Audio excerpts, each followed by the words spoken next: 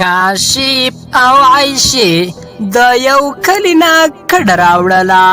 کاشف خپلې ښځې عایشې ته وویل: ښځې ډېر شکر چې په هیټکي کلي کې په ډېرې اسانۍ سره کور ته میلاو شو، کني اوس به زه چېرته په دې هیټکي کلي کې په خپل کور پسې ګرځېدم. او سړیه وګوره کنه موږ ته په دې هیټکي کلي کې څومره ښکلی کور میلاو شو. یا ښځې زموږ په خپل کلي کې څومره ښکلی کور و، خو ته هلته شرمول راخیستي وو. ستا د لاسه راغلم دې کلي ته، خو ګوره اوس به راته د څه خبرې ګیله نه کوې. دا سړیه زما په هغه کور کې زړه تنګ و، زه به تانه دلته سم نه غواړم. صحیح ده ښځې، زه اوس ځمه کار له، خو ما ته د دې کور مالک ویلي وو چې هغې کوټې ته مه ورځئ، ځکه چې په هغه کوټې کې د یو چوړیل روح اوسېږي. کله چې کاشف کار له لاړ نو عایشې ځان سره وویل: زه مړه خپل کار کوه، ویل دغې کوټې له مه ورځه، زه د چا نه نه یارېږم، د چا نه. خو زه خیر داسې کار دی که نه چې زه ډېره زیاته ستړې شوې یم، زما چې په دې صوبه کې کښېنمه لږه دمه وکړم، نو بیا به د کور ټول کارونه وکړم.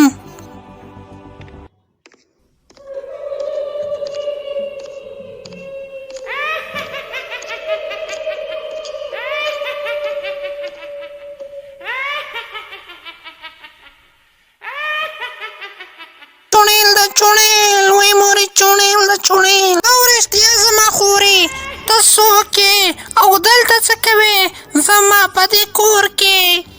چوڼیل یم چوڼیل، زه چوڼیل یم. زما د دې کور نه وځه، ستا جرأت څنګه راغلو چې زما دې کور ته راغلې؟ زما د کور نه وځه. دا خوله دې په واک کې ساته، دې کور کې صرف زه او زما خاوند اوسېږي، تا ته پکې د اوسېدو څه ضرورت دی؟ او بله دا خبره، د دې کور ما کرایي ورکړې ده، کرایي وځه زما د کور نه. زه یو چوړیل یم چوړیل، ته زما نه نه یېرېږې؟ ته به ستا ژوندی وخورم. تا ته خپل خاوند ونه ویل چې زه په دغه کوټه کې اوسېږم؟ زه هغه چوړیل یم، هغه چوړیل. د کوټې والا چوړیل ته یې؟ زه ستا دغه کوټه ګورم چې په دې کې اخر څه دي چې خلک نه ورځي. ته لږ صبر وکړه، زه راځم. د دې نه پس عایشه د چوړیل هغه کوټې ته لاړه شي او لږ ساعت پاس راشي او لاس کې ورسره جارو وي او چوړیل ته ووایي: ای چوړیل، تا ته شرم نه درځي؟ تا ته مور و پلار عقل نه دی ښوولی چې په کوم ځای کې اوسېږي هغه ځای باید ځان ته پاک وساتي؟ ستا د کوټه خو له کچرې نه ډکه ده، ګندونه پکې لا پراته دي. تا ته ما مخکې ووایې زه چوړیل یم، تا به جمدی وخورم. ځه مړې، دا وخت له جرو ورشه خپله کوټه دې پاکه کړه، چوړیل موړیل به ځان نه یې، ما له خو نه یې، ځه ورکېږه له مخې نه مې. زه ځمه د خپله کوټه را پاکوم، بیا به له تا سره ګورم.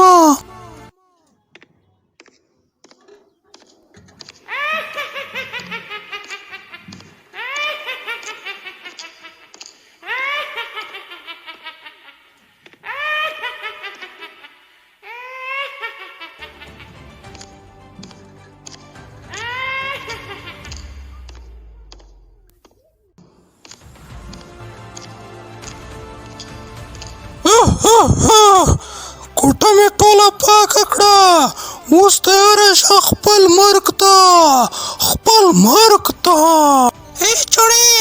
ای چوړیل مرګ سره به بیا وروسته ګورو. دا کور ټوله صفا کا، زه ځمه بازار له او د بازار نه سودا راوړمه، چې کله واپس راځمه چې تا ټول کور صفا کړی وي، ځکه چې د دې کور کرایي موږ ورکوو او ته پکې پرې کته کې اوسېږې. صحیح ده؟